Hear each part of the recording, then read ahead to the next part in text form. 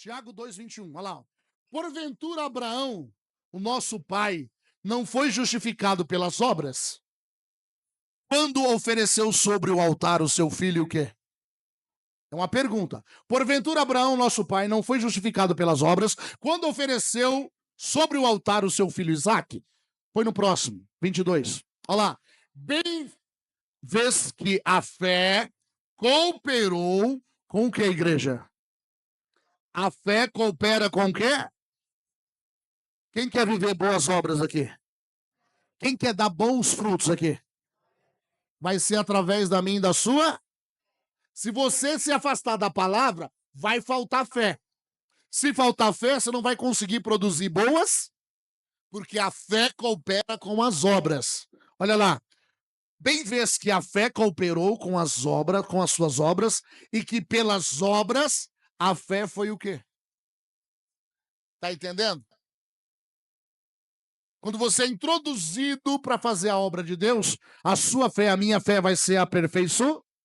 Para a fé ser aperfeiçoada, ela tem que ser provada.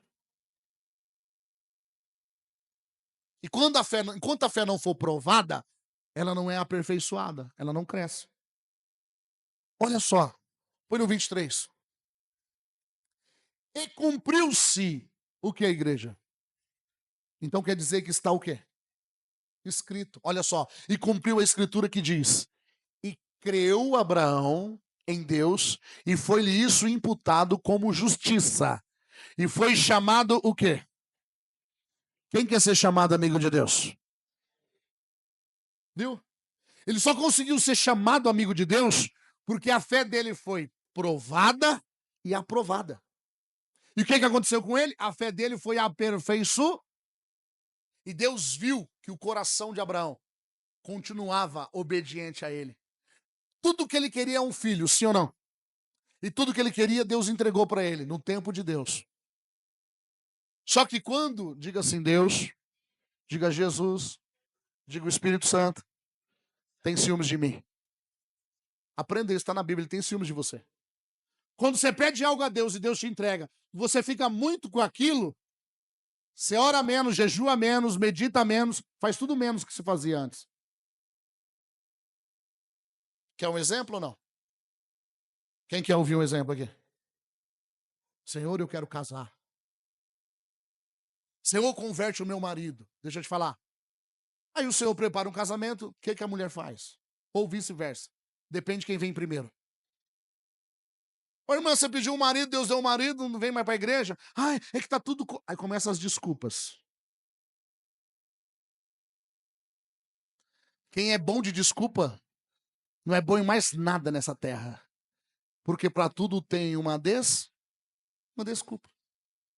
Ô, irmã, você pediu aí um emprego? Eu estou dizendo, apóstolo, ora para que Deus prospere. Aí Deus abre as portas, ela vai para as portas dos empregos e fecha as portas da graça.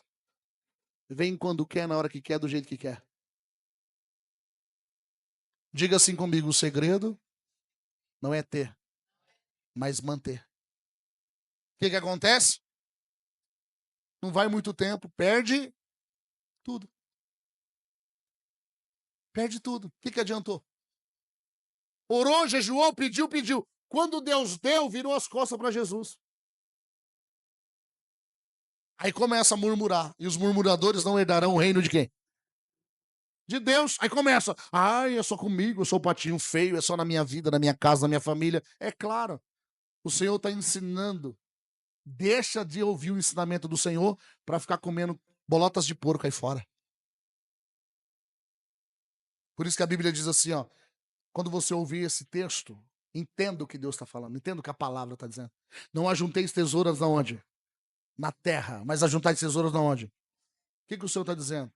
O mais precioso que eu estou te dando é a palavra é tesouro do céu.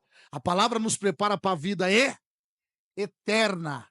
Então você vai deixar de trabalhar para viver a eternidade e vai se dedicar para as coisas passageiras. Aí tem muitos que você tem que visitar porque cai enfermo. Acabou. Cadê a correria? Valeu do quê? Trabalhou 24 horas, de dia, de noite, de madrugada.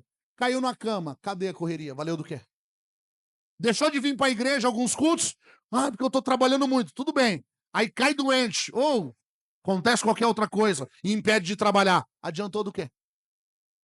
E perdeu o princípio, que é as direções, a palavra de Deus que é dada a cada dia. Resumindo, trocou as bênçãos por um prato de lentilha. Trocou a primogenitura. Ou seja, vem cá, você é o descendente. Pelas coisas passar, algo que ganha hoje perde amanhã. Ganha hoje, ainda investe mal ainda, porque não tem direção do Espírito Santo. Entra igual um saquetel furado, diz a Bíblia. Entra pela uma mão e sai pela outra. Por quê? Porque se afastou da presença, não tem direção do Espírito Santo, não anda pela palavra, não é obediente. Roda em círculos. A benção que duraria 40 dias, demora 40 anos. E a culpa não é do Sé, é por causa da desobediência. Não adianta eu e você, falar assim, Senhor, eu vou fazer. Para de falar, faz. Senhor, eu vou fazer isso. Quantos aqui entram por essas portas dizendo assim, se o Senhor fizer isso, a partir de hoje eu mudo. Deus vai e faz. Deus já sabe que não vai fazer. Mas ele é rico. A Bíblia diz que Deus é rico em misericórdia. Aí Deus é tão próspero, rico em misericórdia, que ele vai lá e fala assim, ó, mais uma vez eu vou investir. Vai lá. Aí as coisas acontecem, fica alegre 3 dias, 4 dias, 1 semana. Depois já volta pro erro, pra bagunça de novo. Porque perde a direção do Espírito, não consegue se manter curado, não consegue se manter liberto. Volta novamente para as velhas práticas. E começa a ter as velhas atitudes, e começa a ter as velhas posturas e os velhos pensar. Por quê? Porque não consegue ser renovado pela palavra e pelo Espírito. Olha só o que a Bíblia está dizendo. Cumpriu-se a escritura que diz, e creu Abraão em Deus e foi-lhe imputado como justiça e foi chamado amigo de quem? Quantos quer ser chamado amigo de Deus? Você suporta passar o que Abraão passou? Todo mundo quer o bônus, mas não quer o ônus. E aí? Diga assim, o Senhor me entregou uma medida de fé. Faz a sua fé crescer. Cada palavra que você ouvir, pede para o Espírito Santo te ajudar a praticar.